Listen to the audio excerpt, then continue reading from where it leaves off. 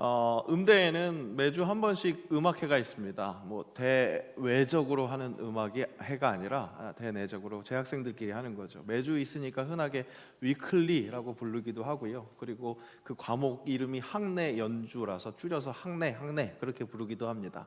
관객은 재학생이고 자기가 연주자가 되는 주는 그 한 학기 중에 한 주입니다. 그러니까 연주자로서 연주 경험과 연주 감각을 그렇게 훈련하는 시간이 되기도 하고요. 더 많은 시간은 연주를 듣는 감상자로서도 훈련하는 그런 시간이라고도 할 수 있겠죠.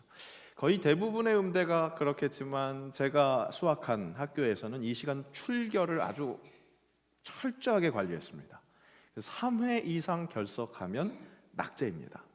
다른 과목을 잘 이수했을지라도 이 한 과목 때문에 졸업을 못하는 겁니다.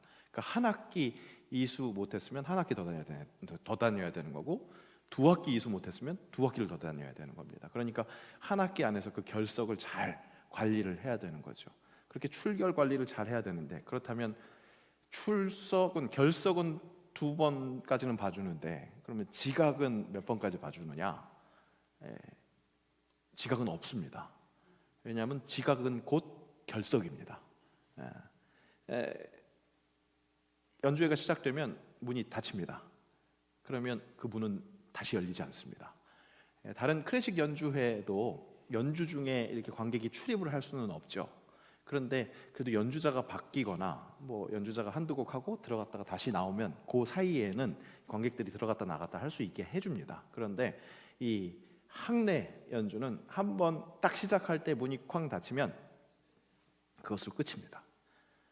혹 저 출입문 앞에서 눈에 보이는 데에서 헐레벌떡 막 뛰어오고 있어요. 그렇다 할지라도 시간 딱 보고 딱 00초 되면 쾅 닫히는 겁니다. 그러면 아직 분위기 파악 못하는 신입생들은 내가 달려서 이 코앞에서 눈이 닫혔으니까 막 문을 두드리는 경우가 있습니다. 하지만 닫힌 문은 이렇게 얘기합니다. 약속된 시간에는, 그 약속된 시간 앞에는 자비함이란 없다. 그렇게 말합니다. 실제 무대 예술은 순간의 예술이죠. 한번 지나가면 실수해서 다시 하겠습니다 이럴 수 없는 겁니다. 시간의 소중함이 있습니다. 그런 무대 예술을 하는 사람들이 아무리 아름다운 작품을 잘 준비했다 할지라도 시작하는 시간, 그 약속 시간을 지키지 못하면 말짱 꽝인 겁니다. 우리 호산나 찬양 때도 그것을 기억해야 됩니다. 아무리 좋은 찬양을 준비를 했다고 해도 예배 시간 늦으면 이 순간의 예술을 하는 사람들이 하나님께 산제사 드리기가 어려운 거죠. 바로 그런 것들을 훈련하는 그런 시간이었던 것 같습니다. 그러니까 좋은 이런 의미 있는 것, 시간의 소중함, 순간의 소중함을 되새겼었던 그런 경험으로 남아 있습니다. 또 이 교훈은 믿는 이로서 언제 올지 모르는 그 문 닫히는 그날, 그것을 항상 마음속에 항상 상기시켜야 된다는 것, 그것을 기억할 수 있는 신앙적 교훈을 얻을 수 있는 그런 추억으로 남아 있습니다. 예수님이 천국은 마치 이런 것이다 하면서 비유하셨던 그 비유 이야기가 몇 개 있습니다. 그 중에 하나가 열처녀 비유이죠. 그죠? 신랑을 기다리는 10명의 처녀들이 있었는데 5명은 슬기 있는 처녀였고 5명은 좀 미련한 그런 처녀였다고 말합니다. 슬기 있는 자들은 등에 기름을 충분히 준비를 했는데 미련한 자들은 기름을 충분하게 준비를 못했던 것 같습니다. 그러니까 이 미련한 여인들은 한참을 기다리다가 신랑이 저만치 해서 오는 그런 소리를 들었을 때 이거 내가 준비한 기름이 부족하겠는데, 이것을 파악했습니다. 어쩔 수 없이 다시 기름을 채워오는 그 순간 신랑이 도착합니다. 말씀은 그 장면을 이렇게 단호하게 선포합니다. 함께 읽겠습니다. 그들이 사러 간 사이에 신랑이 오므로 준비하였던 자들은 함께 혼인잔치에 들어가고 문은 닫힌지라. 그 후에 남은 처녀들이 와서 이르되 주여 주여 우리에게 열어주소서. 대답하여 이르되 진실로 너희에게 이르노니 내가 너희를 알지 못하노라 하였느니라. 진짜 무섭게 단호하죠. 사실 신랑이 더디 왔습니다. 빨리 왔으면 좋았을 텐데 계속 기다리다가 슬기로운 처녀나 미련한 처녀나 다 같이 졸고 있었습니다. 우리는 막연하게 그렇게 기억하기 쉬워요.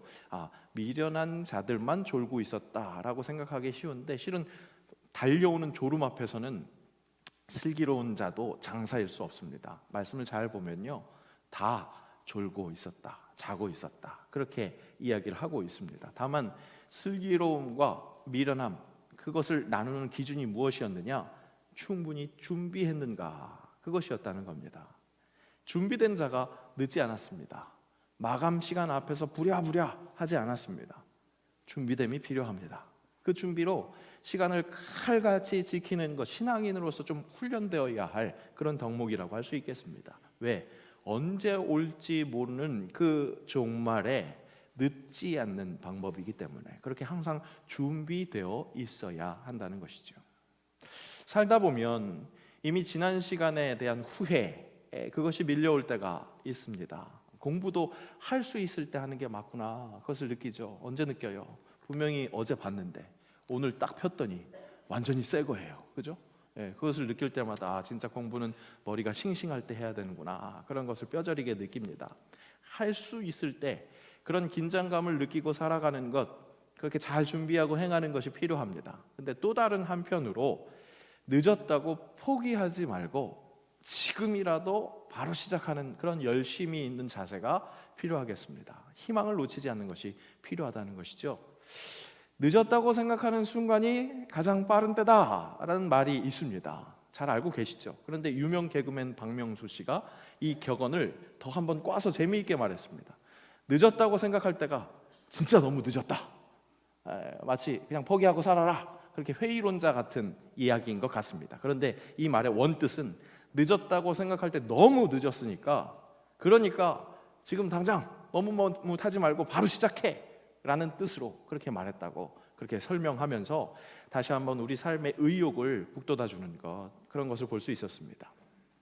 여러분, 우리 하나님은 칼같이 철저한 그 단호한 심판자의 기준을 갖고 계시는 공의의 하나님, 분명히 그런 하나님이십니다. 하지만 또 한편으로 도저히 회복 불가능할 것 같은, 이미 시간 다 흘러간 것 같은, 문 쾅 닫힌 것 같은 바로 그때에도 그렇게 구원 밖에 있는 것 같은 그 사람들을 건져 올리시는 구원의 하나님이라는 것, 우리가 그것 또한 기억해야겠습니다.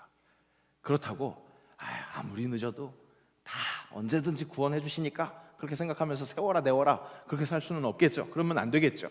하지만 잊지 말아야 할 것은 그 어떤 상황 속에서도 맨 나중에까지 기회를 주시는 우리 하나님이라는 것, 그것 또한 우리가 기억해야 한다는 겁니다.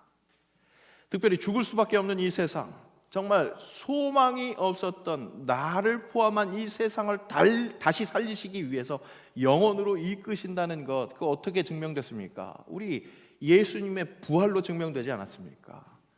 절망의 절정 뭐예요?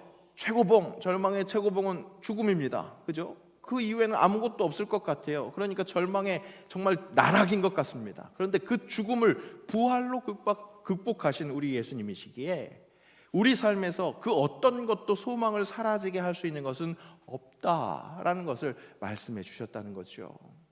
우리 베드로의 찬양을 함께 따라해 보았으면 좋겠습니다. 함께 읽습니다. 우리 주 예수 그리스도의 아버지 하나님을 찬송하리로다. 그의 많으신 긍휼대로 예수 그리스도를 죽은 자 가운데서 부활하게 하심으로 말미암아 우리를 거듭나게 하사 산 소망이 있게 하시며. 여러분, 그렇습니다. 부활하신 예수님은요, 하나님께서 우리에게 산 소망, 죽은 소망이 아니라 산 소망을 주시기 위해서 우리에게 보여주시고 허락하신 은혜였다는 사실입니다. 요즘 신의 악단이라는 그 영화로 인해서 우리에게 더 많이 사랑받는 찬양, 어떻게 찬양을 합니까? 아시는 분들은 함께 찬양하셨으면 좋겠어요. 할렐루야, 주를 찬양하여라. 할렐루야, 자유케 하셨도다. 죄의 저주 끊으신 주께 구원이 있도다. 주 예수 나의 산 소망. 제가 숨 깊게 들어 마신 거 혹시 들으셨어요? 진짜 모든 이 세상에 있는 공기 다 들여 마셔서 정말 큰 소리로 외치고 싶은, 정말 부활하신 예수님께서 내 죄악의 사슬을 끊으셨기에 산 소망입니다. 그렇게 찬양하고 싶은 복음 아닙니까? 맞습니다, 여러분. 예수 부활은 우리로 산 소망을 품게 하십니다. 산 소망을 품게 하신다는 것. 어떤 상황에서도 포기하지 않으시는 하나님. 오늘 부활의 증인들이 나열되는 부분에서도 바로 그렇게 절대 포기하지 않으시는 하나님을 읽을 수 있습니다. 여러분, 우리 지난주에 부활주일에 주목한 사람 누구였습니까? 막달라 마리아. 그죠? 막달라 마리아. 그가 경험했었던 그 영광스러운 신앙생활 중에 가장 큰 영광이 뭐였다고 그랬어요? 부활의 첫 번째 증인이 된 것. 그죠? 그런데 그 부활의 첫 증인만 영광이었는가? 그렇지 않다는 거죠. 나중된 자가 먼저 된다는 것처럼 오늘 맨 나중에 목격했다는 사람이 있습니다. 그런데 그 사람이 놀라운 은혜의 사람이었다는 것. 바로 그 사람이 바울이죠. 바울. 오늘 말씀은 바울이 고린도 교회에 보낸 편지입니다. 고린도 교회에 부활을 믿지 않는 이들이 있었습니다. 그들이 부활을 믿지 않았던 건 예수 부활을 믿지 않았다는 것이라기보다 예수를 믿는 자들이 함께 부활의 영광에 동참하게 된다. 믿는 자들의 부활, 이것을 믿지 않았던 것으로 보입니다. 그 믿는 자의 부활을 믿지 않았던 이유는 다양했던 것으로 보입니다. 첫째, 당시 사회를 주름잡고 있었던 헬라 철학의 이원론의 영향이었던 것으로 보입니다. 이원론, 헬라 철학의 이원론은 영은 고귀한 것이고 육은 악한 것, 저급한 것, 감옥이다, 이렇게 생각했습니다. 그러니까 부패한 육체가 다시 산다? 이런 몸의 부활은 이해하기가 어렵거나 거부감이 드는 그런 개념이었던 겁니다. 둘째로 지적 교만이 영향을 끼쳤을 겁니다. 스스로 지혜 있는 자다라고 생각하는 사람들이 부활을 실제 육체적 사건이 아니라 어떤 영적인 깨달음, 현재적인 어떤 경험, 이런 것으로 축소해버리는 거죠. 요즘 우리 시대에도 이성이 있는 사람들은 이렇게 말도 안 되는 부활 어떻게 믿을 수 있느냐, 이렇게 얘기하죠. 그런 것처럼 당시에도 영적인 그런 교만, 지적인 교만이 이 부활을 믿지 못하게 하는 원인이었습니다. 그래서 예수 그리스도의 부활 자체는 부정하지 않지만 그 부활이 자신에게도 육체적으로 일어날 것이라고는 믿지 못하는 그런 모순된 신앙에 빠져 있었던 겁니다. 바울은 이런 모순에 빠져 있는 성도들에게 만일 죽은 자의 부활이 없다면 그리스도도 다시 살아나지 못했을 것이다, 그렇게 강조하면서 부활이 없다면 우리 성도들의 믿음도 헛된 것이다, 그렇게 이야기합니다. 맞습니다, 여러분. 우리가 바라는 것이 이 땅의 삶뿐이면, 이 세상의 삶뿐이면 모든 사람 가운데 우리가 더욱 불쌍한 자이니라 말씀하신 그 말씀이 참 맞죠. 우리 그리스도 교회에 부활이 없다면 우리처럼 불쌍한 사람들이 없습니다. 우리도 함께 부활에 동참하게 된다는 것, 그것이 우리 믿음의 아주 큰 소망이라는 것이죠. 바울은 그렇게 역설합니다. 힘있게 그렇게 설명을 합니다. 그러면서 자신을 변화시키신 그 하나님의 놀라운 능력을 소개합니다.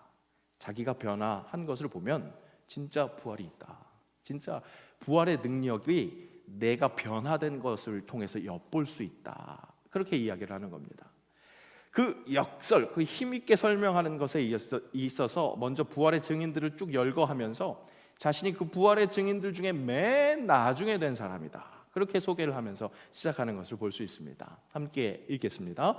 게바에게 보이시고 후에 12 제자에게와 그 후에 500여 형제에게 일시에 보이셨나니 그 중에 지금까지 대다수는 살아있고 어떤 사람은 잠들었으며 그 후에 야고보에게 보이셨으며 그 후에 모든 사도에게와 맨 나중에 만삭되지 못하여 난 자 같은 내게도 보이셨느니라. 게바, 베드로죠. 또 12 제자를 언급합니다. 그 후에 500여 우리 형제들에게 일시에 보이셨다고 말씀합니다. 그 증인들도 산 자가 있고 죽은 자가 있다고, 그때 지금 바울이 편지를 쓰고 있는 시점이죠. 그랬는데 많은 학자들이 이야기하기를 그 500명 중에는 당대의 최고의 지성인이라고 여겨질 만한 사람들도 포함되어 있다고 얘기를 합니다. 그러니까 부활의 역사성을 증언하는 거죠.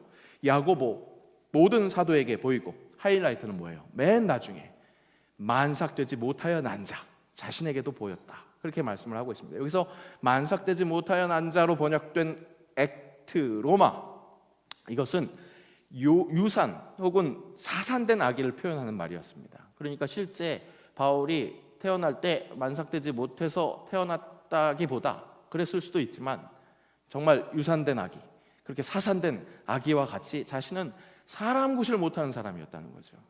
절대 사도가 될 수 없었던 그런 사람이었다는 겁니다. 오직 하나님의 은혜로 그는 사도로 부르심을 받습니다. 그리고 또 그 은혜가 헛되지 않도록 다른 사도들보다 더 많은 수고를 할 수 있었다. 자기가 수고한 것도 하나님의 은혜였다. 그렇게 이야기를 합니다. 맞습니다. 바울은 사도가 될 수 없었습니다. 가는 곳마다 그러니까 네가 어떻게 사도야? 그렇게 시비를 몰고 다녔습니다. 왜 그럴 수밖에 없었습니까? 예수님과 동고동락하면서 부활하신 것을 직접 목격하고 그래서 부활하신 그 복음을 선언하는 것, 선포하는 것, 그런 것은 생각지도 못할 만한 오히려 예수를 믿는 자들을 핍박하고 다녔던 그런 사람이었기 때문입니다. 예수가 승천하시기 전까지, 예수님 승천을 어떻게 죽은 지 사흘 만에 부활하시고 40일 동안 제자들과 함께 지내시다가 승천하셨잖아요. 그 기간 동안 예수를 목격하지 못했던 사람이었습니다. 오히려 그 이후에 스데반 집사가 돌 맞아서 순교할 때 그때 돌을 들었던 사람들의 옷을 맡아주었던 청년이 바로 바울, 이 사람이었죠. 사도로 쓰임받는 것은 고사하고 부활하신 예수님을 목격하는 그 일도 사실은 이미 타임 아웃, 이미 닫힌 문 밖에 있었던 그런 사람이었던 것이죠. 하지만 그런 그에게 예수님은 맨 나중에 나타나셨습니다. 이미 문 닫힌 줄만 알았던 바로 그때 부활하신 예수님의 현현이 이미 다 끝났을 것이라고 생각됐었던 바로 그 시점에서 다메섹 길 위에서 환상 중에 그 마지막으로 바울에게 임하셨던 것이죠. 그렇게 맨 나중에 된 자가 그리스도께 그 누구보다도 귀하게 쓰임받는 질그릇이 될 수 있었던 겁니다. 목숨 걸고 복음을 막 전했죠. 그래서 가는 곳마다 교회가 세워집니다. 그래서 그 교회들에게 편지를 열심히 보냈어요. 바로 그 편지 바울 서신이 우리가 읽고 있는 이 신약 성경 총 27권 중에 13권을 차지하고 있어서 권수로 따지자면 48%의 지분이 있습니다. 분량으로 따지자면 4분의 1, 25%를 차지하고 있습니다. 그 신약 성경의 아주 많은 부분을 직접 쓴 그런 기자로 하나님께 쓰임을 받았다는 것이죠. 그 편지를 통해서 하나님의 말씀, 그것을 받아들인 기독교 거장들이 영적으로 깨어나는 그런 역사들이 있었습니다. 대표적인 예들만 말씀드리겠습니다. 성 어거스틴이라고 불리는 이 사람은 앞에 그 거룩할 성자를 붙일 수 있을 만한 그런 사람이 아니었습니다. 음란과 온갖 죄악으로 엉망진창으로 살아가다가 밀라노의 한 정원에서 아이들이 노래를 부르는데 들어 읽어라 뭐 이런 식으로 들린 거예요. 그러니까 그때 말씀을 펴서 딱 읽었는데 어떤 부분을 읽었느냐, 바로 바울이 로마에 보낸 편지, 그 말씀을 읽은 겁니다. 낮에와 같이 단정히 행하고 방탕하거나 술 취하지 말며 음란하거나 호색하지 말며 다투거나 시기하지 말고 오직 주 예수 그리스도로 옷 입고 정욕을 위하여 육신의 일을 도모하지 말라. 이 말씀으로 인해서 정말 거룩할 성자가 누구보다도 너무 잘 어울릴 만한, 우리가 너무나 잘 알고 있는 성 어거스틴, 성 아우구스티누스라고 불리는 그런 위대한 위인이 될 수 있었던 것이죠. 그런가 하면 종교개혁자 마틴 루터, 죄의 문제로 인해서 자유하지 못해서 빌라도의 계단이라고 불리는 28개의 대리석 계단을 무릎으로 오르고 내리는 그런 고행을 치렀습니다. 당시 수도자들이 그 죄의 문제를 씨름하면서 그렇게 고행을 했었던 거예요. 그 고행 중에 바울 역시, 이 마틴 루터 역시 바울을 통해서 허락된 말씀으로 죄로부터의 해방을 맛보게 됩니다.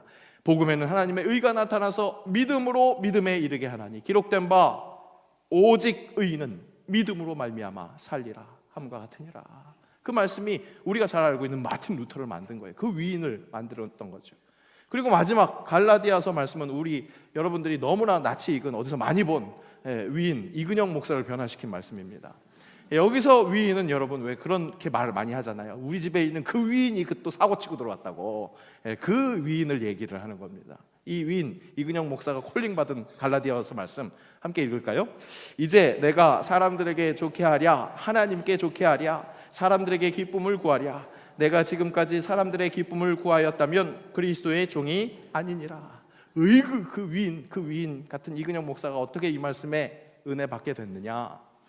저는 그 누구보다도 멋진 평신도 지도자가 되고 싶었습니다. 정말 우리 장로님들처럼 정말 사람들에게 존경받고 알아주는 그런 장로님이 되고 싶었습니다. 그래서 어떻게 얘기했냐면요, 목사는 죽어도 못한다고, 죽어도 안 한다고 그랬습니다. 저만 그런 줄 알았더니 지난 찬양 예배 때 김성환 전사님도 자기도 절대 안 한다고 그랬다고 그러더라고요. 교만이 뻗쳤죠. 지가 뭔데 뭘 절대 죽어도 어떻게 그렇게 얘기를 할 수가 있겠어요. 보니까 여러분 참 우리 세운관교회 좋은 교회입니다. 과거가 있는 교육자들이 변화됐잖아요, 그죠? 변화된 교육자들이 있는 좋은 교회. 제가 죽어도 못한다고, 죽어도 안 한다고 한 이유가 뭔지 아십니까? 부끄럽지만 죄송하지만 제 마음속에 그것이 있었어요. 목사면 저 정도는 해야지. 아니 저것도 못하면서, 아니 저렇게 할 거면서 무슨 목사야? 밖으로 말은 하지 않았지만 마음속에서 그런 교만이 있었던 거죠. 그런 교만, 그렇게 목사님들을 평가했습니다. 여러분 그랬더니 제가 목사가 됐어요. 여러분 조심하세요. 목사님 욕하면 하나님이 목사님 시키십니다. 조심하십시오. 제가 어떻게 이 말씀으로 얻어맞고 목사가 됐느냐? 저는 스스로 나는 되게 선한 비전을 갖고 있어, 그렇게 생각을 했습니다. 그런데 이 갈라디아서 말씀이 저를 가차없이 찔러 쪼개는데 어떻게 찔러 쪼개느냐? 실은 내가 사람들에게 기쁨을 구하고 있더라는 겁니다. 사람들에게 인정받고 싶었던 거예요. 선한 영향력이라는 그 아주 좋은 미명 아래 내 안에는 사람들에게 인정받고 싶은, 사람들을 좋게 하고 싶은 그런 마음이 있었던 거죠. 그러면 그리스도의 종이 아니라는데, 갈라디아서 말씀은 그렇게 말씀해주고 있는데, 이때까지 그렇게나 선한 영향력을 꿈꾸던 내가 실은 사람들에게 인정받고 싶은 그리스도의 종이 아닌 사람이었구나. 그것을 확 깨달은 겁니다. 다른 거 다 필요 없이 하나님께 좋게 하는 사람 하자. 진짜 하나님 앞에 서는 사람이 되어야겠다. 그것이 제 콜링 말씀입니다. 절대로 부활하신 예수님 만날 수 없을 것 같았던, 그러다가 맨 나중에서야 부활하신 예수님을 만난 그 바울이 쓴 그 말씀을 통해서 죽어도 변화되지 않겠다고 하는 사람이 변화되었습니다. 여러분, 예수 부활은 이런 능력이 있습니다. 예수 부활은 이런 산소망이 있습니다. 그래요 여러분, 맨 나중에 만날지언정 부활하신 예수님을 만나는 데는 한계가 없습니다. 그리고 그 부활하신 예수님을 만나면 내 안의 한계가 돌파된다는 겁니다. 여러분 마음에 확정 지은 것들이 있을 겁니다. 내 안에 이것은 절대 고쳐지지가 않아. 저 사람 저런 모습은 예수님 오셔도 못 고칠 거야. 저 사람은 복음 절대 못 받아들여. 저 사람은 그냥 천국 절대 못 가. 우리 마음속에 확정 지은 것들이 있잖아요. 그런데 여러분, 아니라고요. 그 누구보다도 예수쟁이 때려잡는 데 열심히 특심이었던 사울을 우리 예수님께서는 사도 바울로 만드셨습니다. 이미 승천하셨기 때문에 부활하신 예수님을 목격하는 것, 이거 다 물 건너갔다고, 문 쾅 닫혔다고 여겨질 그 시점에 예수님은 사울에게 나타나셨습니다. 그래서 예수 부활의 증인으로 그 혼자만 변화받는 것이 아니라 2000년 기독교 역사 속에, 아니죠, 예수님 오실 그날까지 그 말씀을 통해서, 그가 쓴 말씀을 통해서 사람들을 변화시키고 생명을 더하여 주십니다. 그 말씀에 은혜 받은 당신이 변화됩니다. 변화된 당신으로 인해서 당신이 사모하는 그 한 영혼이 변화가 됩니다. 그 한 영혼으로 인해서 이 세상이 변화됩니다. 죽음을 돌파하시고 부활하셔서 하늘을 뚫고 승천하신 예수님, 그 부활하신 예수님의 능력은 얄팍한 우리의 인식을, 그 한계를 돌파하십니다. 해결되지 않는 문제가 있으십니까? 내어놓으십시오. 변화되지 않는, 절대 깨어지지 않을 것 같은 내 생각, 죽어도 예수 믿지 않을 것 같은 내 주변의 그 한 영혼 주님 앞에 내어놓으십시오. 우리 주님은 살아계신 주님이십니다. 지금도 부활하신 모습을 우리에게 보여주십니다. 살아계신 주, 나의 참된 소망, 걱정 근심 전혀 없네. 제가 딱 여기까지 부르고 항상 얘기해요. 숨 거짓말한다고. 왜요? 걱정 근심이 전혀 없는 삶이 어디 있어요? 눈 돌아서면 걱정이고 근심일 수밖에 없는데. 그래서 그런 건지 이 찬송가 새로 가사를 바꿔서 찬송가에는 두려움이 사라지네, 좀 현실적으로 얘기를 했더라고요. 그런데 여러분, 걱정 근심 전혀 없네 그렇게 선포할 수 있는 이유가 뭐예요? 부활하신 예수 그리스도가 지금 내 삶의 역사하심으로 그 예수 그리스도를 바라볼 때 아무리 현실이 정말 죽을 것 같아도 죽음까지 돌파하시는 예수 그리스도의 그 부활이 있기에, 산소망이 있기에 찬양하고 선포할 수 있는 건 아니겠습니까? 여러분, 우리 복음은 그런 능력이 있다고요. 당신 보니까 하나님 계신가 봐요. 그런 얘기 들어야 되지 않겠어요, 여러분? 지난주에 신방 갔더니요, 그분이 그 얘기를 하시더라고요. 자기가 정말 개차반으로 살아서 인생 정말 저 나라까지 다 떨어져가지고 옆에서 주변에 있는 사람들이 저 사람은 못 살 거라고, 죽을 거라고 그랬는데 변화받아서 지금 말씀으로 살고 예배로 그렇게 살아가니까 당신 보니까 하나님이 이 길은 있는가 봐요. 그렇게 얘기를 하더라는 거죠. 여러분, 한 번 사는 인생 그렇게 살아가야 되지 않겠습니까? 하나님 문 닫으셨다고 원망하지 말고 그 문 진짜 닫히기 전에 여러분들의 마음 문을 여십시오. 지금 오늘도 예수님은 여러분 앞에 오셔서 여러분 심령 앞에서 문 두드리고 계세요. 문 두드리고 계십니다. 여러분들의 마음 문을 열어서, 그래서 예수 부활을 목격해서 목격한 목격자로만 남아 계시지 마시고 그 목격한 것을 증언하는 증인된 삶 사시기를 축복합니다. 그렇게 하나님의 은혜를 노래하는 귀하게 쓰임받는 질그릇들 되시기를 축복합니다. 기도하겠습니다.